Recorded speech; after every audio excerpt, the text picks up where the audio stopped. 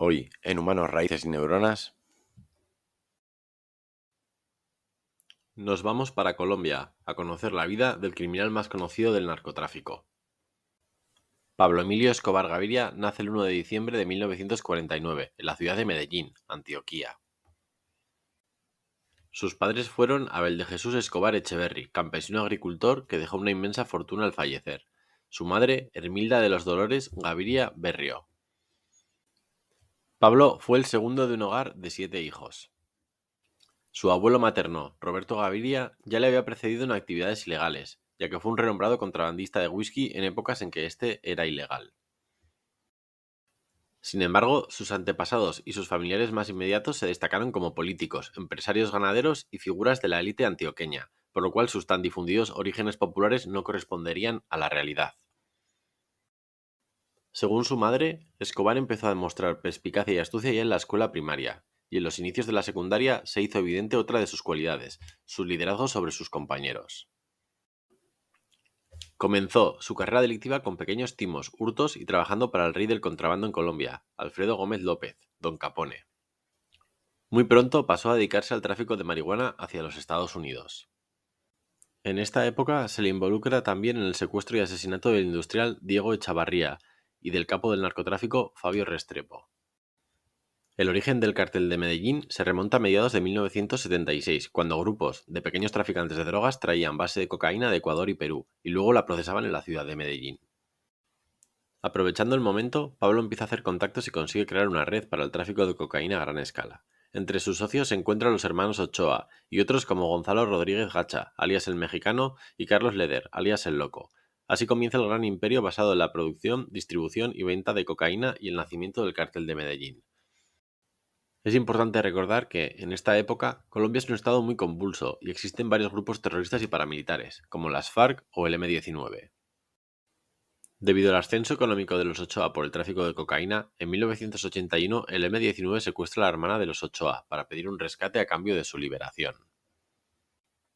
Pablo ve rápidamente una oportunidad para aumentar su liderazgo en el cártel de Medellín. Da un paso al frente y crea en una reunión de la cúpula del cártel el MAS, Muerte a los Secuestradores, con el objetivo de liberar a la hermana de los Ochoa.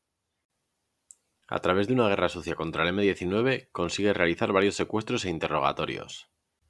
Tras un año de guerra con los guerrilleros, consigue liberarla sana y salva, sin que los Ochoa paguen el rescate pedido de $12 millones. Este éxito catapulta a Pablo y lo convierte en el líder indiscutible del cártel de Medellín. En esta época es detenido por primera vez por el tráfico de estupefacientes, pero el proceso prescribe y queda en libertad meses después de su detención. No obstante, el proceso es reabierto por la jueza Mariela Espinosa, quien también desistió en la investigación por amenazas contra su vida.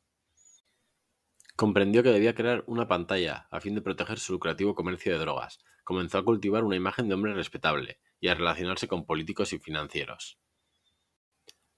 Además, intenta ganarse al pueblo y construye muchas obras benéficas para los pobres, entre ellas 60 campos de fútbol y un barrio entero llamado Medellín sin tugurios, también conocido como barrio Pablo Escobar.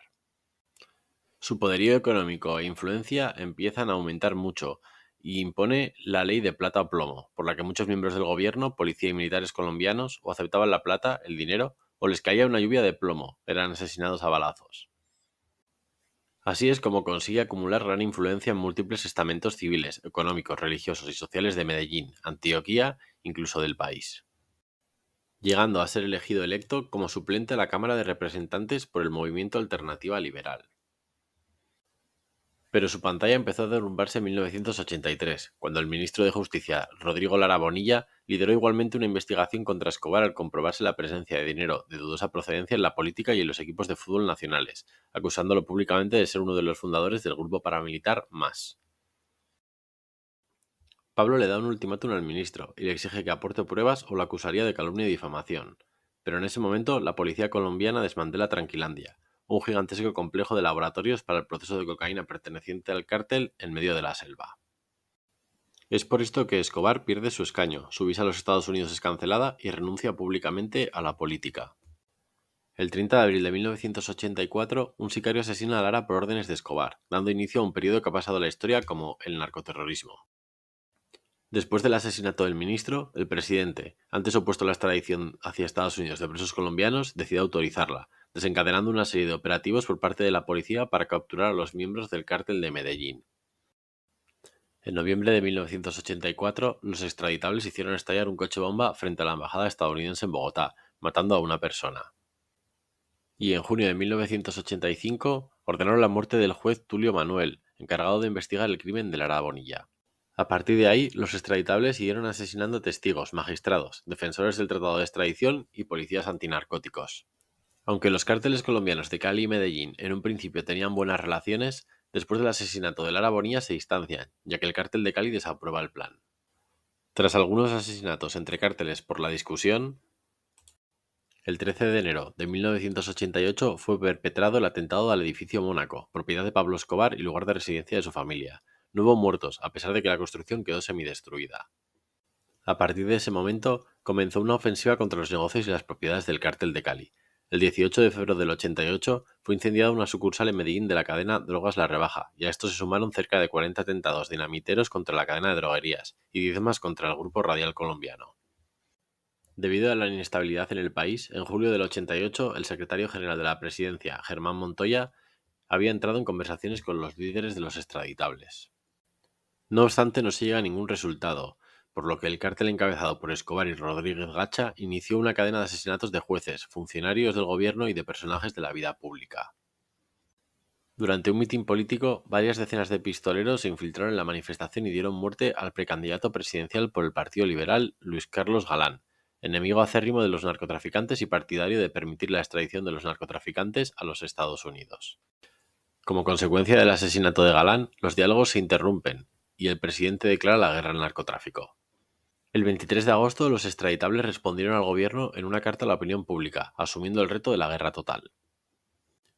Con 3.000 sicarios en armas, el asocio del paramilitarismo y el respaldo de una porción importante de la población bajo su dominio, a lo que se sumaba el músculo financiero que le daba el control de al menos un 90% del tráfico de cocaína hacia el exterior, el cártel de Medellín se enfrentó al Estado colombiano a base de bombazos y asesinatos selectivos. El terrorismo se convirtió en una verdadera pesadilla diaria, se multiplicó y puso en jaque como nunca antes al gobierno. Entre septiembre y diciembre de 1989, más de 100 artefactos hicieron explosión en Bogotá, Medellín, Cali, Cartagena y Barranquilla.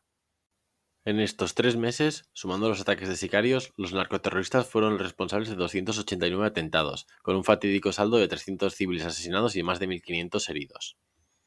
El 15 de diciembre de 1989, el gobierno logró matar al segundo cabecilla del cártel de Medellín y su líder militar, el mexicano Rodríguez Gacha. Fue localizado por un informante en la costa norte del país, donde se hallaba refugiándose de la persecución de las autoridades.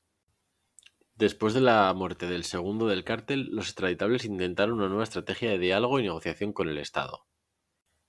Inmediatamente después liberaron secuestrados y entregaron un bus con una tonelada de dinamita. Además, entregaron también uno de los mayores laboratorios de procesamiento de droga en Chocó. Pero al no llegar a ningún acuerdo en firme, los extraditables pusieron fin a la tregua el día 30 de marzo, poniendo precio a la cabeza de cada policía muerto. Medellín y su área metropolitana se vieron envueltos en una verdadera guerra urbana. Debido a la escalada de violencia extrema y a los secuestros, el gobierno decide plegarse a las exigencias de Escobar, quien liberó al resto de los secuestrados como gesto de buena fe, pero solo hasta cuando estuvo seguro de que la Asamblea Nacional Constituyente había votado y aprobado el 19 de junio el artículo que prohibía la extradición de colombianos por nacimiento. Tras esta votación, Escobar se entrega. Es importante destacar que Pablo aceptó ingresar en prisión, pero en su prisión. Él mismo se construyó la cárcel donde sería encerrado. La bautizó con el nombre de la Catedral. Un recinto construido a medida, en unos terrenos adquiridos por el mismo Escobar, y que contaba con innumerables lujos para él y sus asociados. Después de un año en prisión, Escobar se había convertido en un extorsionista de alto rango, dejó de exportar cocaína y empezó a cobrar elevadas sumas de dinero a los demás narcotraficantes. Sospechando de sus más cercanos aliados, Galeano y Moncada, y pretextando que estos le ocultaban 20 millones de dólares, Escobar ordena la ejecución de ambos.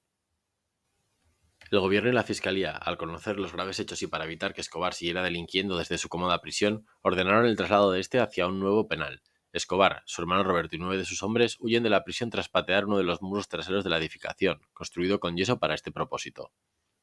El gobierno, tocado en lo más profundo, creó el Bloque de Búsqueda, un cuerpo conformado por la Policía Nacional, el Ejército y los cuerpos antidroga de Estados Unidos, para cazar a los prófugos y desmantelar de una vez por todas su imperio criminal. Esta vez, la situación había cambiado bruscamente para el cártel. La muerte de Galeano y Moncada generó una fractura en el interior de la organización. Además, Don Berna, jefe de seguridad de los campos asesinados, y los hermanos Castaño se alinearon con los narcos del Valle en una amplia alianza contra Escobar, que incluía a oficiales corruptos del bloque de búsqueda y varios de sus antiguos socios. Viéndose acorralado y rodeado por tres enemigos, el cártel de Medellín activa la guerra total de nuevo. Las autoridades asesinaron hasta marzo de 1993 a 100 sicarios y 10 jefes militares del cártel, entre los que se contaban hombres de confianza de Escobar. El bloque de búsqueda se entregó a la tarea de localizar a Escobar hasta que, después de 1 año y 4 meses de intensas labores de inteligencia, el 1 de diciembre de 1993 consiguió rastrear y localizar 6 llamadas que Escobar le hizo a su hijo. Unidades del bloque de búsqueda rodearon la casa donde se ocultaba. Al verse acorralado, Pablo Escobar intentó escapar por los tejados de las casas aledañas y recibió 3 tiros. Así es como acaban la vida de Pablo Escobar y el cártel de Medellín. En ocasiones eran capaces de contrabandear 15 toneladas de cocaína al día, con un valor de más de 500 millones de dólares. Ganaban tanto dinero que, según Roberto Escobar, contador de Pablo Escobar, gastaban 2.500 dólares al mes en comprar gomas para envolver los fajos de dinero. En la lista Forbes de 1000 millonarios, Pablo Escobar figuró entre 1987 y 1993 con una fortuna de 8.000 millones de dólares. Si te ha gustado el vídeo, no olvides dejar un me gusta, suscribirte al canal, activar la campanita y dejarnos un comentario. Un saludo y hasta el próximo vídeo.